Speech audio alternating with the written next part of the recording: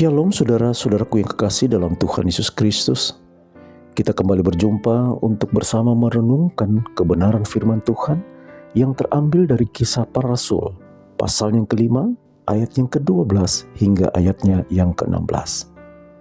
Perenungan firman Tuhan ini diberi tema Iman dalam Keseharian. Saudara-saudaraku yang kekasih dalam Tuhan Yesus, Alkitab tidak pernah bertanya seberapa fasih kita berbicara tentang iman. Tetapi apakah iman itu hidup? Yakobus pernah berkata, iman tanpa perbuatan adalah mati. Pertanyaannya adalah, seperti apa iman yang hidup itu? Dari perikop kita hari ini, yaitu Kisah Para Rasul, pasal yang ke-5 ayat 12 hingga 16, memberikan kita gambaran yang sangat nyata tentang iman yang hidup itu. Coba kita bayangkan saudaraku, jika di sebuah lingkungan ada sebuah gereja berdiri kokoh di sana. Gedungnya mungkin tidak terlalu mewah dan tidak terlalu besar, tetapi juga tidak terlalu sering didengar oleh banyak orang di sekitarnya.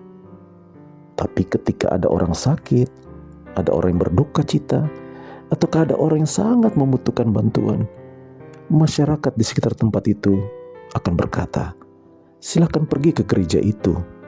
Mereka di sana sangat-sangat peduli kepada saudara. Itu berarti apa saudaraku? Gereja itu sungguh benar dirasakan keberadaannya oleh orang-orang yang hidup di sekitarnya. Dia bukan hanya sekedar diketahui, tapi juga diketahui dan dikenal bagaimana kehidupan gereja yang hidup itu. Melalui Kisah Para Rasul pasal 5, khusus ayat ke-12, Tuhan hadirkan mujizat dan tanda-tanda lewat para rasul yang melayani di tempat itu.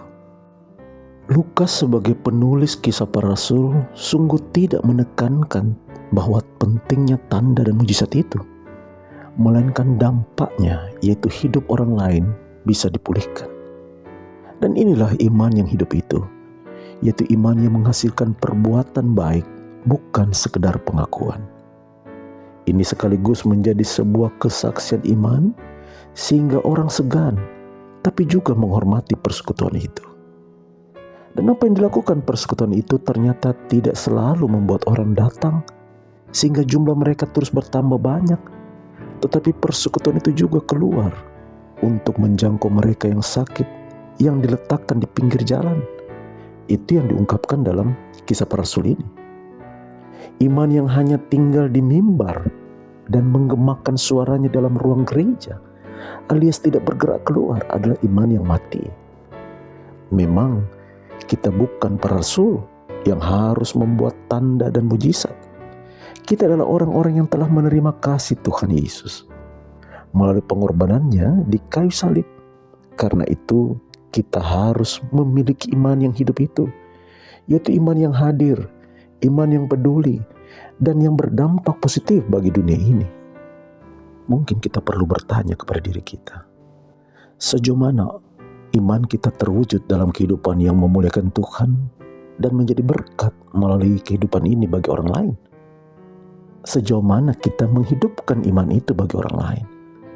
Atau iman itu hanya tersimpan, tersembunyi jauh dalam lubuk hati kita, tanpa memiliki dampak positif apapun bagi orang-orang di sekitar kita?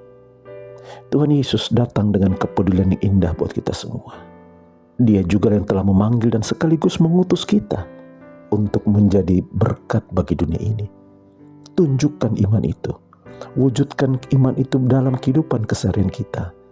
Buktikan bahwa Tuhan hidup melalui segala pikiran kita, tingkah laku kita, dan melalui apapun yang kita hidupi dan lakukan dalam hidup ini. Saudara-saudaraku yang kekasih dalam Tuhan Yesus, marilah jangan biarkan iman kepada Tuhan Yesus itu mati dalam kata-kata saja, tetapi dia benar-benar hidup dalam perbuatan kita sehari-hari, agar dunia di mana kita berada memuliakan Dia yang sungguh-sungguh mengasihi kita. Terpujilah Kristus. Amin.